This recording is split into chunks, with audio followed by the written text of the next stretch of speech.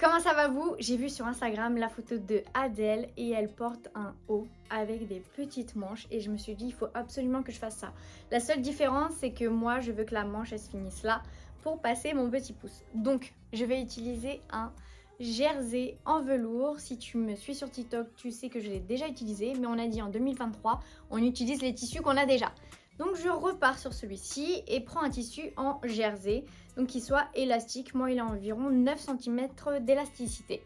J'ai fait les mesures donc au niveau du buste et au niveau des manches. Je te montre ça tout de suite. Donc moi j'ai déjà découpé, mais t'inquiète pas, je te montre juste après comment j'ai fait. Mais d'abord, en fait, il faut faire attention à ton élasticité parce que ça va être au niveau du haut. Donc tu le mets comme ça. L'élasticité, on veut qu'elle soit là pour que tu puisses rentrer ta poitrine. Parce que si tu la mets là, il n'y a aucun intérêt. Tu vois, ici, c'est pas élastique. Et ici, c'est élastique. Et ici, moi, j'ai fait donc du 84 cm au niveau de tour de buste. Toi, tu rajoutes 2 cm en plus pour tes marges de couture. Donc là, je suis à 86. En longueur, j'ai fait du 25 cm et j'ai rajouté 2 cm pour les marges, donc 27 cm.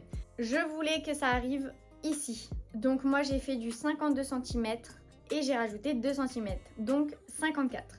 Pour mon tour de bras, on est sur du 20 cm. J'ai fait vraiment au plus serré parce que ça va s'étendre grâce à l'élasticité.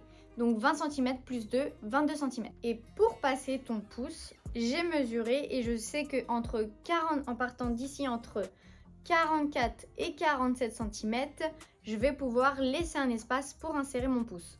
Mais tout ça, on le voit dans la suite.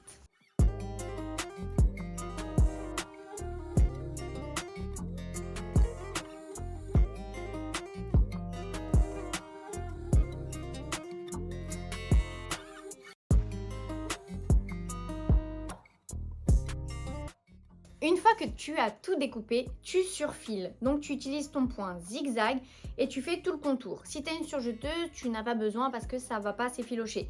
Mais moi, ça en fout un petit peu partout. Donc toi, tu fais ça et tu seras tranquille. Donc quand tu veux surfiler, tu utilises un point zigzag. Donc moi, j'ai sélectionné celui-ci. J'ai changé aussi mon aiguille et j'ai utilisé une aiguille pour maille et j'ai pris la taille 80.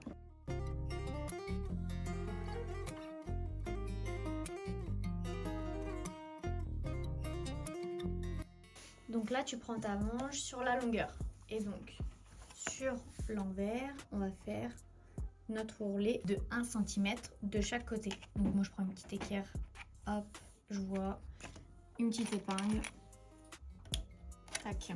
Et tu fais pareil de l'autre côté.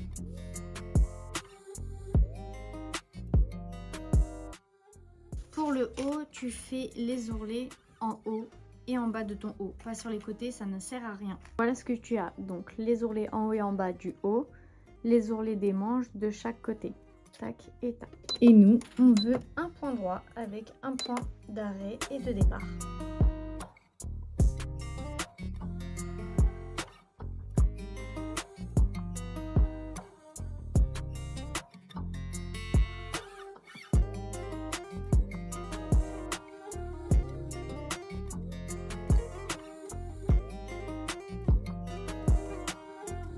Du coup, l'ourlet du haut est fini, voilà à quoi ça ressemble.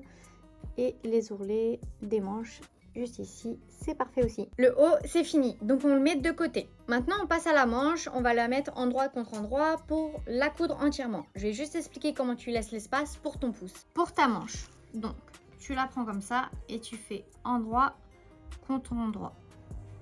Tac. Pour savoir où est-ce que tu vas avoir ton pouce, tu prends ton mètre. Tu mesures. Moi, par rapport à ce que j'ai mesuré, il faut que j'ai changé finalement. Je vais le faire entre 42 cm et 45, ça sera mon espace. Donc à 42, je me mets une petite épingle. Et à 45, je me mets une petite épingle. Et je sais que ici, je ne vais pas coudre. Donc au point droit, tu vas commencer ici et tu t'arrêtes là. Et tu redémarres ici et tu t'arrêtes là. Et du coup à 1 cm du bord. Et voilà ce que ça fait ici, tu as ton petit trou et ici j'ai cousu un peu plus proche du bord pour que ça soit un peu plus serré. Les manches sont finies, le haut est fini, il y a juste à faire un petit nœud et je vous montre le résultat. Et voilà le résultat, personnellement j'aime trop, c'est trop joli.